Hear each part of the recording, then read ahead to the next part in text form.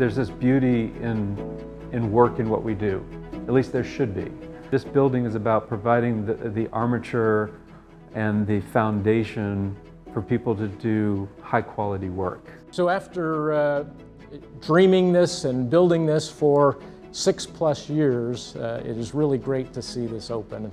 And our employees are really, really happy to be here. They are really enjoying the open, inviting environment that we have been able to build here. We want every place that we create to really elevate the spirit of the people who work within it and who experience it, whether they work here or whether the public coming to visit for whatever reason. So how can we create a place that really elevates that spirit? The design philosophy, as we like to tell all our owners, it doesn't come from us. We don't impose anything on a client. What we want to know is what the client is about, what they do, what their passion is, what's important to them. And so the design grows organically from the conversations we have with the stakeholders. Enabling great work and great success through a welcoming and inclusive environment. And that really spoke to me and I think to our team. Honestly, just the resilience of the team and the teamwork. Everybody working together. Marmon Mock was a fantastic design firm to work with, and TxDOT, they were just incredible. Working with them, I don't think we could have done it with another owner, and I don't think another owner could have done it without us and Marmon Mock. The team is what made this ultimately come together and be a success. We were looking for a welcoming, open environment where our employees could not just do as well as they've been doing, but to do even better.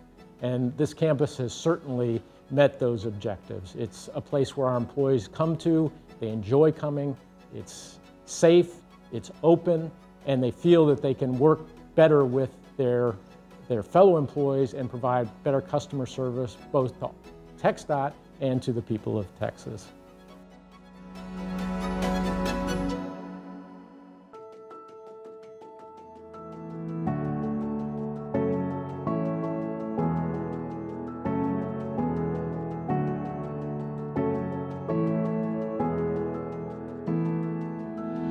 Well, first, being a state agency, it was important to make sure that we were doing what was best for the people of Texas and the funding of Texas. And so we did a deep analysis of the costs of building versus not building versus leasing. And after we looked at it, the costs seemed to break even at about 15 years. Since we plan on being in this campus for 100 years and building a 50-year building, we said, well, that's certainly makes sense from the cost standpoint. Our approach to being good stewards of taxpayer dollars on the project was to break the project up into multiple bid packages, allowing smaller subcontractors to be able to bid on the project. This resulted in a major competition and ultimately saved the taxpayers nearly $23 million. We had a lot of cost estimators. Our team had a cost estimator, the owners group had a cost estimator, and then of course when we did bring the construction manager at risk, they had a cost estimator. So kind of a lot of cost estimates going on. I think 2 or 3 during schematic design, 2 or 3 during design development, and just constantly kind of checking that budget, seeing where the market was. Typically we would just kind of issue a field report and it went to the contractor and they'd review it. But this one was just, it was moving so fast, and so we kind of had to rethink how, when we saw something that we didn't think met contract documents or things like that. So we had to really change our communication protocol. We tried to maintain an open book with the design team and the owner. Starting at the beginning of the project, we assigned some point people to be the liaison with the design team points of contact and the owner points of contact. My setup worked well. We were able to have those open lines of communication. If we had issues in the field, those folks could pick up the phone, make a phone call, talk through an RFI with the design consultant, shortly thereafter draft and submit the RFI, and we would receive a timely response. So having those lines of communication open and free, we were able to effectively communicate with the design team, get the responses we needed, and keep the project flowing.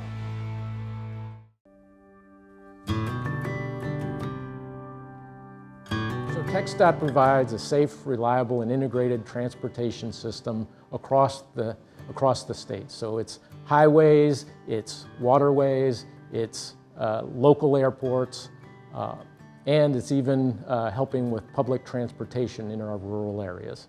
We met with all of the divisions at TxDOT, and after a few meetings you quickly realize how diverse TxDOT is and what they do. Through a collaborative process of design charrettes and visioning sessions, trying to get the pulse of the workforce. We had open houses for engagement where we showed the design, we asked for input, and that input was incredibly important to us as the designers for the project. We would have our work group meetings monthly. Then we had Change Champion meetings, and those were people who helped spread the word about the project to the different voices in TxDOT. We also did town halls. I think we had 3 big town halls where we shared the information about the project and the design as it was being evolved. We even did virtual reality where we brought our goggles and people were able to walk through and really get a good sense of the campus. We took it very, very seriously. I can't stress that enough. A lot of times people are polled and asked for surveys and questions and they feel like, oh, it's not important. They're not going to listen to us. They entrusted their workforce to be a key part of the decision makers in terms of aesthetics and amenities and how the campus kind of came together. We needed that engagement for this to be a successful project. We listened to the input and incorporated it wherever we could to alleviate any concerns moving into the project as we were building it.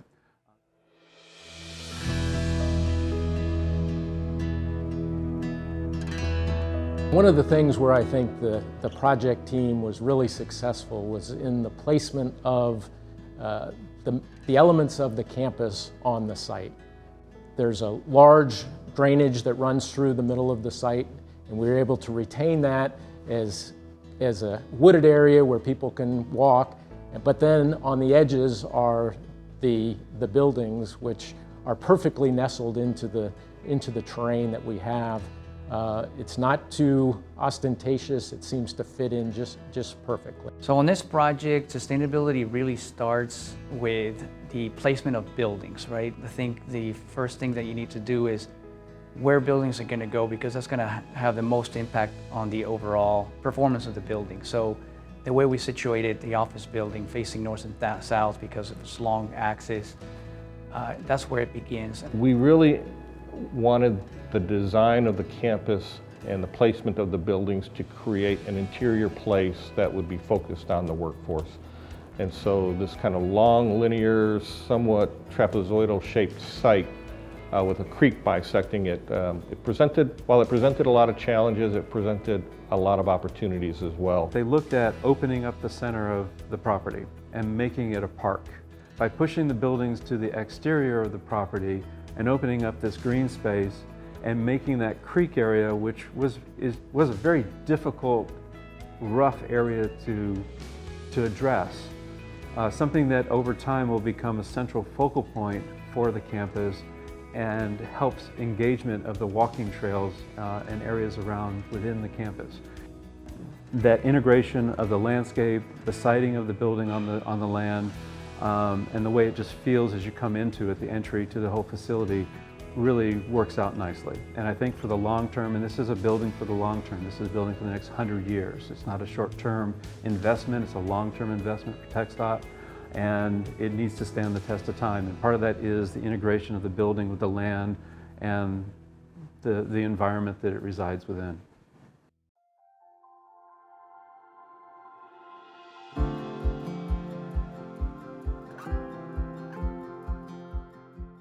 This project was more challenging than a typical project because there was a creek dividing the site, a finite schedule deadline to allow TxDOT to consolidate their leases, competition for resources with other major projects, and complicated by the pandemic and supply chain issues. Well, this project was constructed on a unique piece of property. You have 2 buildings on the west half and 3 buildings on the east half. And in the center of that property is a protected waters of the U.S. with about a 30-foot elevation change going down and back up. One of the ways we overcame that was sequencing a series of 3 crossings so that we could move both materials, equipment, and install the utilities in some bridges that actually went across. So there are over 80,000 linear feet of utilities sitting under this campus.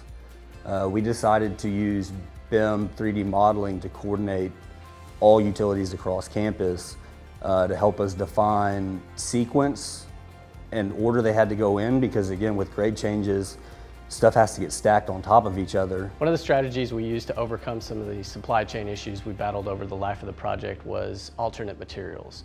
We worked with the design team in several instances to come up with alternate products when product A or the specified product was not available due to supply chain issues. We were very successful in overcoming these obstacles and getting products approved with the design team and the owner. So we were not stopping or delaying construction while waiting on the originally specified product. We're reaching out daily to all our trades, making sure things were on track to ship, materials were available, but ultimately to identify problems. And once we identified a problem, we were real aggressive in working with that trade to find an alternate, equal, or better substitute, which then we get that. Once we found that, we put that in front of Marmon Mock, their consultants, and TxDOT, and work with them to make sure that it's going to meet their needs. So, we were very appreciative of the mindset and approach that TxDOT and Marmon Mock had, being very open throughout that entire process and willing to accept those substitute products. At the height of construction, we were running about 700 craft employees and probably about another 100 support staff from project managers, project engineers, schedulers, etc. So we were pretty busy out here. We actually had 5+ utility crews assigned to specific utilities in a very strict order that everything had to go in by. It took a little bit longer on the front end to plan it out, but once we got going, we were able to execute an actual game plan, very strict sequence, very specific areas, and avoided a lot of downtime or interruption to other ongoing construction out here. So it was a very aggressive schedule due to the hard move-in date that TxDOT had to be out of their existing facilities. And some of those activities that were required to get them in here were the installation of furniture items, the IT infrastructure. So we had to actually finish the office building early to get all those ancillary items installed and delivered. When asked what did we need to do to make changes for COVID, we really didn't have to. The flexibility and the openness was already built in at that point. We hadn't ordered furniture yet, and so simple furniture changes to like spread out and make sure we had all that social distancing was so easily accommodated, and we had the flexibility within HVAC and electrical to make all that happen. And so really, if anybody asks, what changes did we have to make because of COVID? None. It was the flexibility was already built into the building, which is what TxDOT had asked us to do. A significant component of this project was TxDOT needing to relocate a lot of their existing equipment from their facilities all over Austin into the new campus. One challenge was to make sure that the space allotment and infrastructure was set up for the equipment so that when the print shop had to shut down their operations to relocate over to the new facility, that downtime was minimized as much as possible, and they could come in and get their system up and running and going again with minimal impact to their overall operations. We phased the turnover of these buildings and move-in dates for furniture vendors, etc., so that we got everybody in their home just in time.